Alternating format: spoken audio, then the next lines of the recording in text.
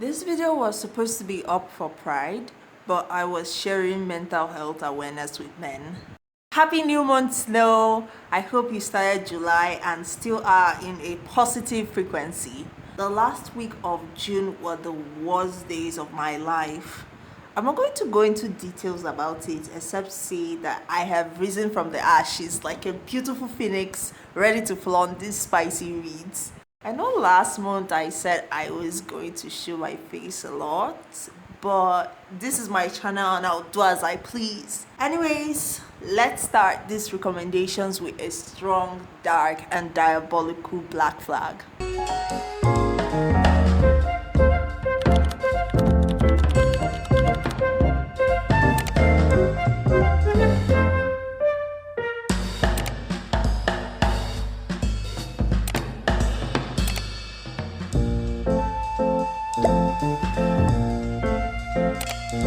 Starting the top of this list is Father Figure by Kichiku Neko. So I'm not going to give any review on this because I might give out spoilers, but this book made an unnatural relationship seem acceptable. This book skewed the lines between me and morally dead. So there are lines I do not cross until this book. Ironic, right? I can barely read step siblings, but I'm comfortable with BDSM and trigger warnings. But if you like books with elements of an obsessive top, stalking syndrome, kidnapping, crime, and murder within 7 chapters and a bonus epilogue, Father Figure will test your path of redemption, and if you feel like I did, you're a degenerate and you're not coming back because it's in my 5-star read. Plus, it has very scandalous character illustrations from certain scenes. On to the next one is Losers by Harley Laroux. This isn't a gay romance, but it's bisexual. This book is about Jessica, who is a brat obsessed with the losers from high school, Manson, Lucas, Vincent, and Jason. Jessica wants nothing more but to be with these kinky men, having kinky sex and living in their mechanic shop. I mean, even how they started was because of cars. If you're like me and you think a boyfriend who has a boyfriend is hot, sexy, enticing, well, you get 4 of them and one you. Sometimes when I read harems or reverse harems, I get a lot of intrusive thoughts. The book is set in Texas, and be prepared for a lot of cursing and screaming at the left high school but still in high school characters, including Jessica. However, it's an excellent piece of erotica by Harley Laroux that makes me slightly envious of Jessica. The Difference Between by Blake Moreno.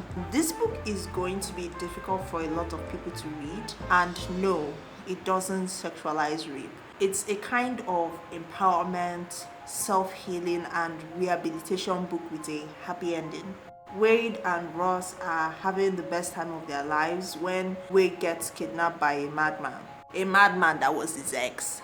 Wade is rescued, but after enduring torture and assault, he feels disconnected with his body and sexuality. This made him worried it was ruining his relationship with Ross, who he felt deserves more. Ross stayed and cared and protected and sacrificed, unlike most men. Anyway, I will warn that this book is a little graphic. On Your Knees Prospect by K.A. American. So I love American. I love her books, I love her work. I'm a little bit ashamed that I have not finished the whole series. I just read to, I think, the 4th book, because this is the 3rd book in the series, in the King of Hell series. And I think it's the last 2 books that I haven't read yet, which I will add to my TBR. Jake is the prospect of the club, a little obedient, submissive, with possibly a praise kink, but no one seems to know or meet his needs until Vaz, this new, older, dominant, and stern man who is more than Jake could ask for from Gay Santa. Because who else is going to give you your wish, daddy? Anyways, Vaz knows Jake is a brat who needs discipline, a little spanking, sweet words, But Jake can't stand him, even though he's attracted to Baz. Talk about a love-hate relationship. So I think the title is clear about what to expect, but I should add it contains paranormal activities that might take you to confession on Sunday. I'll also be rereading this because why not?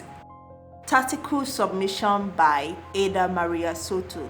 I love a power bottom. What I love more, a beefy submissive one. They always look great in ropes, on their knees, gag them blindfolded. Wait, this is the first book I've read from this author, and I was not disappointed. Jack is afraid to indulge in his submissive desires because he doesn't fit into the stereotypical sub description. And as a SWAT commander, he should be a dom, or at least a sub who doesn't take it up in the ass, which shows he is timid the closer you look. The first night he went to Windsor's Club, which is a club for people who are in the lifestyle, hoping no one around would recognize him. Bam!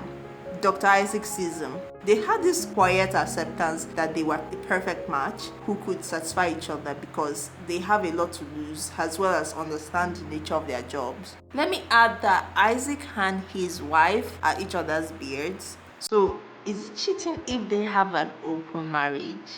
Subscribe to this channel. Ichi, ni, san, yo, go. Next is Under Your Skin by Lee McCormick. This was a Bookstagram made me read it. Jonah is a serial killer taking advantage of a corrupt town to murder people society deem evil. He dropped a sentimental item that could track him and decided to go get it back because guess what? Murders are recorded as accidents to not disturb the tourists and keep up the illusion of the safest city. So he snuck into the morgue and saw a young mortician, Levi, idolizing his work and covering up for his crimes, which piques his interest. Why is this boy doing this? Jonah wonders, and that becomes the basis of a twisted romance. I'm not gonna swear, but Levi is like those dumb characters who have no sense of danger, even if it's a hazard. Don't be a Levi, unless it's Levi Ackerman. It was a good read because I've never read anything like it, but I felt the trigger warnings overcompensated for the plot. By overcompensating, I mean it didn't meet the expectation I set. This was my first book from the author, and I'll be adding more to know if I enjoy their work. Branded Captive by Addison Kane. My best friend recommended this book and she knows what I like. She's the same person who introduced me to Naila K.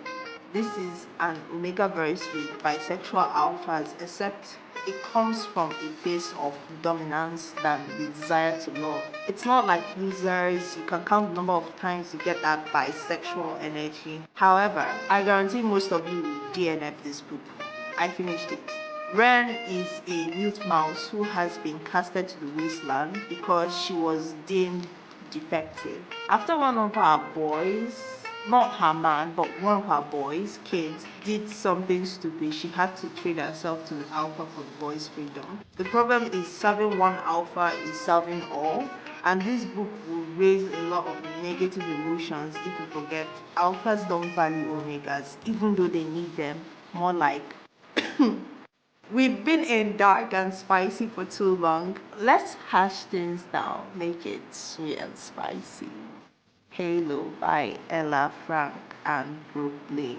This is the first book of the Fallen Angel series. I'm a little embarrassed for only reading the book one, despite loving it so much. Well, Viper is the leader and lead guitarist for TBD. Their band is doing great, chicks and blokes flocking over them. They are at the peak of their career, and that was the moment their vocalist decided to use his bail card. So they are stuck with a problem, finding a great replacement that fits TBD's image and someone the fan will love. It's proven impossible until Halo. Nothing is more heartbreaking than bands breaking up like Fifth Harmony. Showbiz is a cruel world. People like me will hit the sheets in my vocalist build, unless I'm challenged. However, if you are a sucker for work romance, music, celebrity, and tight clothes until they can see my bulge, check it out, but not before you like and subscribe. The final recommendation is Hell and High Water by Charlie Cochet. I don't know if I'm pronouncing this right because her name was unique. I feel like I absolutely butchered her name. Before making this video, I thought all I ever read was Omega Verse, except books by specific authors, which there is nothing wrong if you stick to a specific subgenre of a genre. Now I realize I do taste varieties. After Dex testified against his human partner who murdered an unarmed Tyrian, his life seems to be falling apart. The media is in the frenzy of man betraying mankind. His fellow human cops are disgusted by him. It's giving racism, but I wonder what they call racism against species. It's giving speciesism. Anyway, his boyfriend dumped him to evade the drama that could harm him and his business. I can't blame the guy though. At least it wasn't after a organ transplant. For Dex's brave act, he is promoted to the Thirds, which is a humanitarian defense organization. His life is finally coming together, except his team leader, Sloan, may or may not appreciate a new member on their team or Dex's humor. I wouldn't call these enemies to lovers because Sloan's distrust and pain stems from losing his partner and lover. So to him, HQ was trying to replace the void meant for someone he cherished. It's an action-packed book with romance, snarky jokes, and music recommendations I couldn't be bothered with. So, you might be asking, V, where is your book? Aren't you a gay romance author? Aren't you published? What are your previous works? Like and subscribe and I'll give you an answer in my next video. Thank you so much for watching. I love you.